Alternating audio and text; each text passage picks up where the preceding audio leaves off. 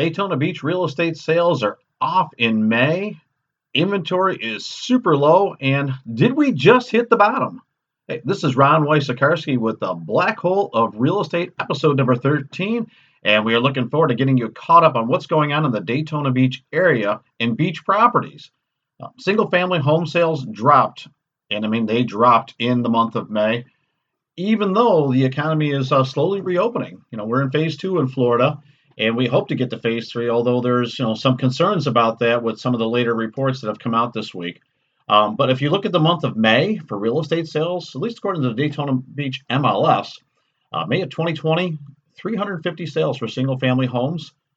And when you want to talk about what the change was, May of 2019 was 552 sales. So, I want to throw some numbers at you right away because it's off by 41%. It's not a small amount.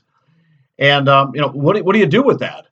Well, if there's a silver lining, the median sales price is only off less than 3%, 247 to 240. So, what does that mean to the consumer? Well, it means that there's a lot less sales going on, but the prices are about the same, which means that nobody is really questioning the value of the properties. It's more about when do you move? And let's face it, I mean, who's excited about moving during COVID times? I mean, the people that are moving are the ones that have to. It's a job relocation, perhaps, or being, disenfranchised from your previous employer. It could be a familial situation where you're getting married, or maybe something a little sideways and there's a separation. It could simply be that your kids finished up school and had the virtual graduation, and now they might be going to college, and you may not need all that space. So, there's a lot of reasons that people continue to move. And I'll be honest with you, the market is vibrant right now. Despite all that's going on, there's a lot of activity in the market. We expect that the units will gradually increase month by month. We expect better sales in June. We expect even better sales in July. And that's the continuing story is, what's going on? Why are sales off so far? And part of it's the inventory. I mean, let's think about this. There was almost 2,500 homes available last May. This year, it's about 2,100 homes. So, close to a 20% drop off. I'd probably call it a 14-15% range, but it's the ones that come on the market, they seem to get a lot of activity in the beginning. So if you're a home buyer and you're looking to get in a really tight market like this, you've got to look at some alternatives. It might be renting just a little bit longer, staying where you are just a little longer. New constructions, there are definitely some homes that are coming on the market that are move-in ready. That could be an alternative to this inventory shortage. And I don't know when that inventory shortage is going to go away. I mean, thinking about it, if you're a buyer, it's probably not so uncomfortable, is what I would say, to go into a vacant home and take a look at it with your agent or with a virtual showing. I'd suggest that's almost easy, even though it's a little bit different. But if you're a home seller, let's think about introducing somebody into your home that you've never met before, and multiple people over multiple days with really no control over where they've been or how they've worked through these situations. Are they out shopping? Do they work in healthcare? Are they in daycare situations? Are they interacting with a lot of people? That's a tough thing to really deal with right now. So if you're a home seller, I get the trepidation of going on the market.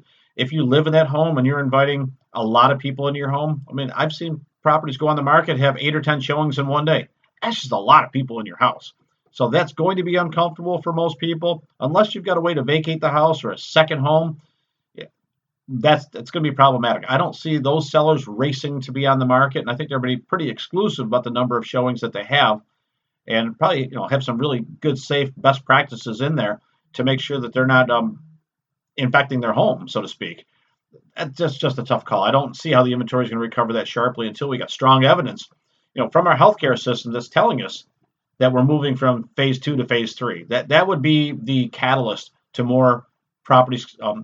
Sellers thinking of going on the market, but I still think they're going to wait for even more opening of the economy and socializing for that to happen. So when we think about sales being off, it's not because people aren't interested. It's because they're pausing, they're concerned, they're watching the market. We haven't seen the dip in price that a lot of people thought was coming. Let's face it, back in March, I was fielding phone calls about $250,000 properties and verbal offers. Hey, I'll give you 100 for it. Take it off your hands. The seller's got to be desperate. Well, that was never the case. It's not bearing out this month, and we're keeping a super close eye on it. I'm still seeing properties go on under contract with multiple offers and some selling at or above the listing price. So that's an occasional thing. It's not an everyday thing, but I can assure you, if a property comes under market and it's well priced, it's getting a buzz of activity because everybody's looking for the same thing. A good home and a good value that's available that wasn't on the market 30 or 60 days ago because those homes have been looked over. If you were on the market in January and you're still on the market now after 4 months, you can point to COVID and say that's the reason your property didn't sell. I know this. There's 3, maybe 4 things that really matter when you're selling a home. And of course, location's always going to be number one. And we could argue location on the first 3. But if we limit it to one, how about location? So that's number one. So condition is number 2. And this is always in control of the seller. If your home looks great, congratulations. If it looks less than great, well, that's what you did or didn't do. So location and condition are going to be super important. Let's think about it. Price and value have to line up. So somewhere in the equation, pricing is going to be an issue. Now, I could put a little asterisk in there and say that if you're on the market, perhaps for sale by owner or with an agent, there's going to be different levels of marketing in the way that your home is introduced to the buying audience. So marketing certainly plays a key factor in this. But at the end of the day, price and value have to line up. And if there's super low inventory in the first place, and it seems like everything is selling pretty quickly that goes on the market, if you've been lingering for the last 3 or 4 months, it's probably not a COVID issue. It's a location issue, a condition issue, or a price issue, or maybe it just wasn't properly marketed. That's really the 3-4 things that really matter when you're selling a property. And all the other stuff is just chatter. It's noise in the background, but they're not the most important things. And that's super important for any person that's looking to sell a home. And let's say in 2020, it's absolutely a different market, but the buyers are behaving as if, COVID never really happened because they still, if they need to move, they're going to move. They're going to pick something and buy something. And right now, the interest rates continue to be at all-time lows. So that's also spurring the activity. The value's never been there better for a buyer to go out there and lock in long-term interest rates. And I think that's going to continue. They're saying it might last another year or 2. So now it becomes a component of people have the ability to pay a higher price in this market as long as all things continue along the interest rate lines. It's a little harder to get a mortgage for self-employed borrowers, and I'm going to talk about that in just a minute. But let's talk about where we are in the market. Median sales price was about flat in April. It's showing that it was off by about 2% in the month of May. I actually expected to tick back up. I think that sales will increase, and I believe that median sales price is going to get back to where it was, if not exceed where it was perhaps in January. And I've been saying this for quite some time. Buyers are behaving as if COVID never happened, and pricing is behaving as if COVID barely happened. And as far as the sales, that's just an anomaly. The number of home sales, it's just a product of people being shut in for a month or 2. I believe that we're actually poised to see the market come roaring back. June, July, and August could be record months. Let's face it, January was a super strong start to 2020. And if COVID didn't happen, we'd probably be talking about one of the best years in the history of real estate. And even with everything that's occurring right now, it's a super strong year.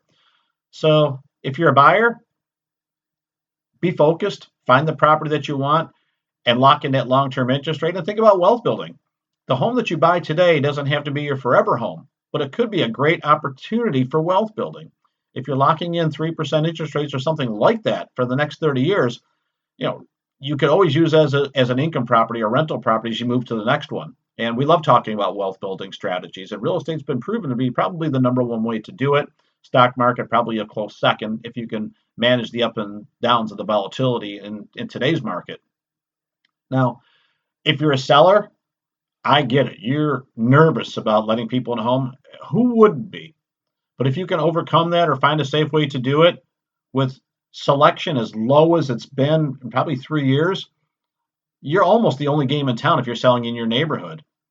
So you will get a lot of lookers. And if you can, move out for a couple of days or go take a mini vacation on one of the beaches around here, or timeshare vacation home, move out for a couple of days, you may get enough activity if you're priced right over a weekend to have your home sold and move back in up until closing time. So there's ways to manage the risk You know, nobody knows for sure how long a virus might last in an environment, but if you put the property on the market, and let's just say it went on the market today on a Friday, and there were showings all weekend long, and let's say you weren't back until Tuesday, yeah, perhaps 48 hours is enough time to be out of the home where you might be less at risk. And I'm just trying to give a strategy. I'm not a health professional, so this is not to be taken as advice.